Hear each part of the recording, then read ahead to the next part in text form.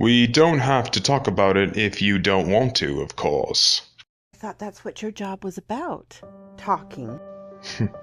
Actually, Mrs. Chelsea, I would say that my job is about trust. I can't expect people who don't trust me to talk about sensitive things with me. So, this session is entirely in your hands.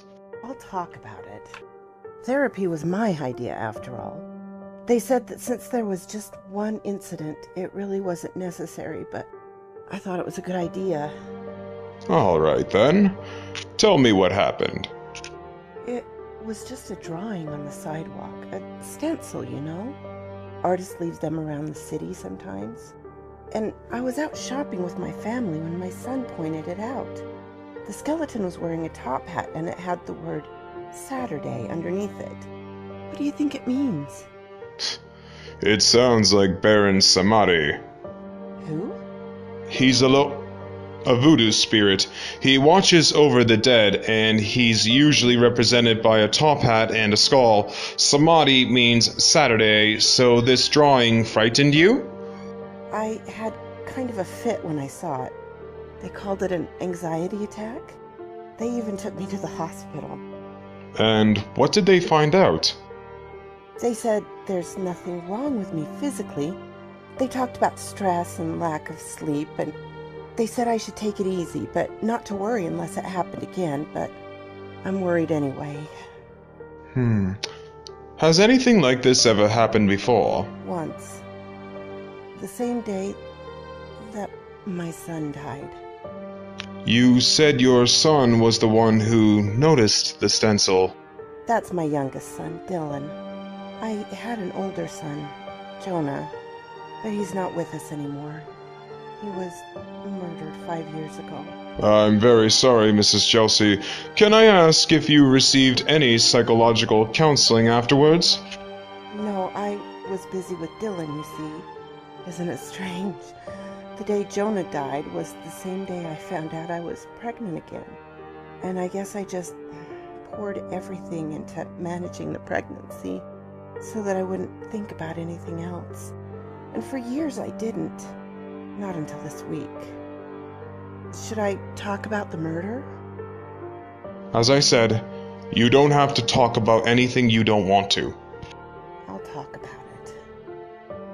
Jonah was 15. I had him when I was still in high school. He was very gifted. He played the cello and the piano, and they made him organist at our church. That was what got him into trouble. The minister was friends with my husband, Jonah's stepfather, and he loved to hear Jonah play. So he put him at the organ. Everyone loved him. It wasn't just that Jonah was talented. He was, I guess you could say, he had a performer's charisma. I'm sorry. It's hard to talk about. It's all right, Mrs. Chelsea. Should we change the subject? No, I've already said this much. Something people liked about Jonah. He would always play the hymns, but he'd play some of his own music too. Before and after the service, he composed his own material. It was very strange sounding, but everyone liked it.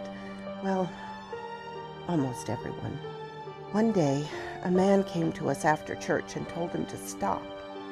Told him to stop playing? Told him to stop playing his own music. He was very upset. He looked like he hadn't had much sleep. He might have been drunk. He told us that the song Jonah played that day was wrong somehow, that it was driving him crazy. He was screaming at us in the parking lot, telling us that we didn't realize what we were doing, that he'd spent his whole life trying to get away from that music. It didn't make any sense. Tell me about the song. It was very odd. Now that you mention it, it was bouncy. It made me think of the circus for some reason. It made sense if you knew Jonah, though. He was always playing for laughs. I heard him practicing it in his room. It made me feel unsettled the first time I heard it. And what about this man? Well, that day in the parking lot, he just ran off after scaring the daylights out of us. But the next week he came back with a gun. Mrs. Chelsea! It was the Day of the Dead. November 1st, I remember that. Someone had left something on the organ for Jonah as a joke. You know, those Day of the Dead decorations? The little statuettes of skeletons doing everyday things. Skeleton housewives cooking, or skeleton barbers with scissors and a razor, or... A therapist? Huh? I have one that's a skeleton therapist with a skeleton patient on his couch. A client gave it to me. It's actually quite funny. Oh, well, this one was a skeleton playing the piano. Jonah thought it was hilarious. He showed it to everyone. Nobody would admit to leaving it. Then he started playing. Everyone was enjoying it. He was coming to the end of the song, and then that man from the week before stood up. And then... Where is that man now, Mrs. Chelsea? In a mental hospital. I visited him a few times. He cries a lot and tells me he's sorry, but he says, "You must understand why. You of all people must understand why I did it." I don't know why he says that. But the thing I remember about that day now is that I never remembered before is the little Day of the Dead statue. The skeleton was wearing a top hat, you see. Ah, so the stencil drawing reminded you of it. No, that wasn't it. I mean, I suppose it did, but... Doctor, I've never told anyone this before, but the day that Jonah was murdered, everyone assumed I was hysterical because of what happened. And I was, but it started before that. It started when I saw the little statuette on the church organ. Something about that figure, the skeleton and the hat, it terrified me. It scared me so bad that I wanted to stand up and shout to Jonah to run away from it, but I was too frightened to even move. And by the time I could, the man with the gun had already... It's all right, Mrs. Chelsea, but you're sure that your fear response started before the shooting, not after? Yes. Yes, I'm sure. So the skeleton and the hat, that image upsets you. Do you know why? I can't imagine. Can you think of the first time you ever saw it? Well, when I was a child, I used to have a nightmare. There was this little girl in a room. Was it you? It might have been, but it was hard to tell. Whoever she was in a dark room and she was crying. And all around her there were these, I guess, puppets or dolls. And they were screaming. The puppets were screaming? Yes, all of them. Screaming and screaming. And the little girl was crying. Did you have this nightmare a lot? All the time when I was 5. What does this have to do with the skeleton and the top hat? Well, that was one of the puppets. That's the first time I can remember seeing that image. Well, not seeing it exactly, but that's my earliest memory. I see. What did your parents do when you told them about this dream? They took the TV away. Why? They said I had the dream because of something I saw on TV. Do you remember that? No, and I didn't at the time either, but they insisted. It was actually very strange now that I think about it. It seemed to scare them somehow. Of course, it's hard to remember. I was so young, you know. Of course. Do you still have this dream? No, that is, not until very recently. But you've had it again. Yes, just after the stencil drawing and the anxiety attack. That same night, actually, but only that once. And that was the first time in, 40 years, I guess. It's normal, right? to have that dream again after seeing something that reminded me of it? We don't really deal in words like normal or abnormal here, Mrs. Chelsea. I would say that it is noteworthy that you had the same dream after so long, but I don't think it's something you have to worry about. Can I ask, was anything different about the dream this time? Yes. And what was that? One of the puppets. It looked like Jonah. It's all right to cry, Mrs. Chelsea. Here, dry your eyes. I can imagine it was very upsetting, but it's important to remember that dreams are our mind's way of trying to tell us something. Can you remember any other strange dreams about your oldest son?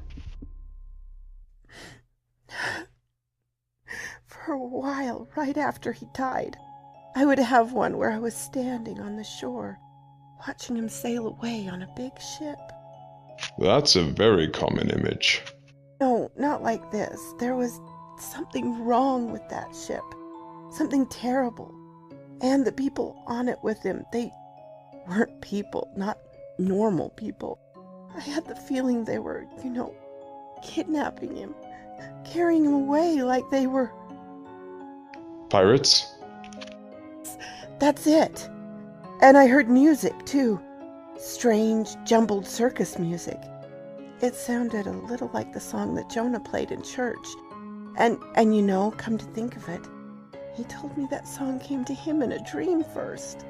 It might have even been a dream about a ship. I didn't pay much attention. I remember even faking having to make a phone call so I could leave the room and stop listening to him talk about it. Isn't that terrible? But at the time, hearing about his dreams upset me very much. Let's move on.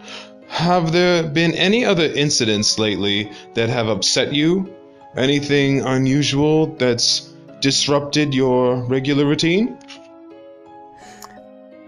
I'm not sure what's important. Anything might be important. We won't know for sure unless we talk about it. Well, a few weeks ago, this was before the panic attack, I was at a toy store trying to find something for Dylan. He was turning 5 that week, and I found this thing. It was a doll, but not a normal one. It was like a little pirate, but its head was one from a porcelain baby doll. The old kind. It looked like something a serial killer would make in their basement. And that bothered you? Well, it was horribly ugly. I asked the owner, and she said she found it when she was cleaning out the storeroom. She had no idea where it came from. She wasn't sure whether she should sell it or not. I told her to throw it away. It scared me. I guess it sounds silly now. Why would something like that get to me so much? To grind your skin. What? I said things get under your skin. I thought you said... never mind. There was something else, too. As I was cleaning my room the next day, I thought I saw the same doll in there.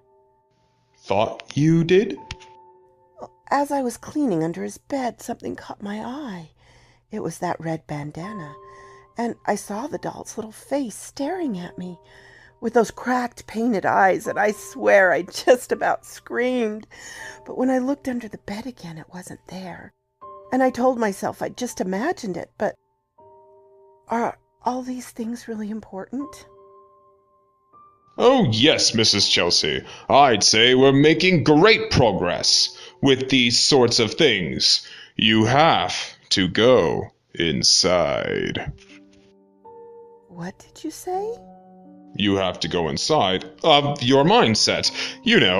Inside of your issues. But why did you say it that way the first time? I'm not sure what you mean. Doctor, Let's move on. It seems that your anxiety is being triggered by some very specific imagery. Tell me when else it's come up. Tell me, Mrs. Chelsea, please. My neighbor, she has Halloween decorations up on her house for weeks. And there was one that was a kind of skeleton that hung in her window, the sort of thing you buy at the drugstore this time of year. It startled me when I looked out my window and saw it. It was like it was looking right into my house. It had big glass eyes that were too large for its skull. That bothered me. I had such a strange feeling when I saw it. The first time I thought to myself, he's found me. It just popped in my head, and a second later I couldn't have told you what it means. But that's not what scared me. What did? My neighbor took all the other decorations off her house after Halloween, but she kept that one. Every morning I'd see that thing staring into my window, and finally one day I mentioned to her very casually, that it was almost Thanksgiving and she really ought to take down the last Halloween decoration. And she said, "I don't know what you're talking about. It's been gone for weeks." Was it there when you looked out the window again? No. Do you think it was ever really there to begin with? I don't know. What else has been on your mind? Dylan. He's a very bright child, like his brother. And they look alike. But he's not a musician. Instead, he draws. Has he been making strange pictures? How did you know? A lucky guess. Do go on, Mrs. Chelsea. I feel sick. I feel like the room is moving. It's your imagination. Tell me about Dylan's pictures. They're of a sailing ship, but not a normal one. It has, a figurehead at the front of it that's too big, and it talks. The figurehead talks? Yes. How do you know that, if it's just a picture? I just know. And he's been drawing it for weeks and weeks, over and over, and sometimes he draws other things too, strange things, terrible things. But things you recognize? Yes. Where have you seen these things before, Mrs. Chelsea? In my dreams and on the television. When I was 5 years old, the show came on every day. And I was scared of it, but I watched it anyway. And when I tried to get my parents to watch it with me, they said... What did they say? That there was no show, and I didn't understand what they meant. And that's when the nightmare began. And I remember now, that's when I first heard that song, the strange one that Jonah played. That's why I was upset when I heard it. Upset when I heard it because it reminded me of that show. And maybe that's why the man at the church was upset by it too. I guess as I grew up, I kind of forgot about the whole thing, but... But you didn't forget, did you? You never forget the things that are really important in childhood. I guess you don't. And we didn't forget about you either. What? I said they didn't forget. No, you didn't. You said we. We didn't forget about you. Well, it's true. We didn't forget. We've been waiting for you, Janice. All this time. Dr. Horace, why are you laughing like that? Dr. Horace? I'm not a doctor, and you see, this isn't a doctor's office at all, is it? It's the cabin of a ship. That's why it's moving. That's why you started to feel seasick.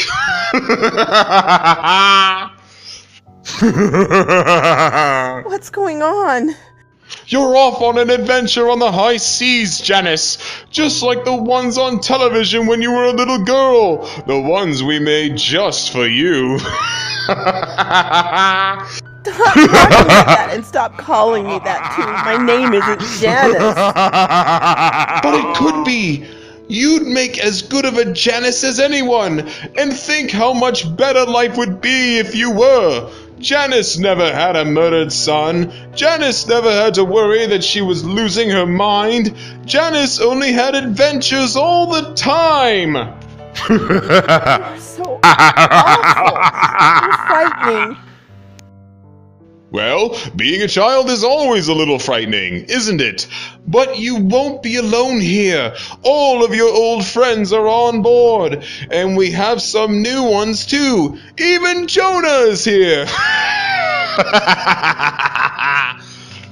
Jonah? Oh yes, he's been just the best little crew member for us, and he's been waiting for you. Just think about how wonderful it will be to see him again, and to see everyone else too. All one big happy crew together. But what about Dylan?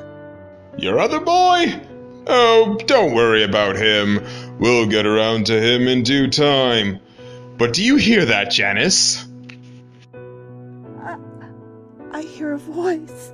And what is it telling you? I don't want to listen to it. I don't want to be here. I want to go home. This is home, Janice. This is the home we made for you. The home that's been waiting for you. The home that you'll be in forever and ever. The voice that you hear? Why, that's the voice of your new home. And what is it saying? What's it saying, Janice? It's saying that I have to go.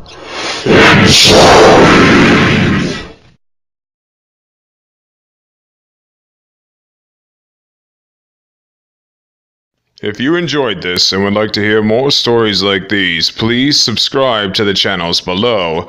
And also, don't forget to give my fellow banshee, Madam Raven, a listen to.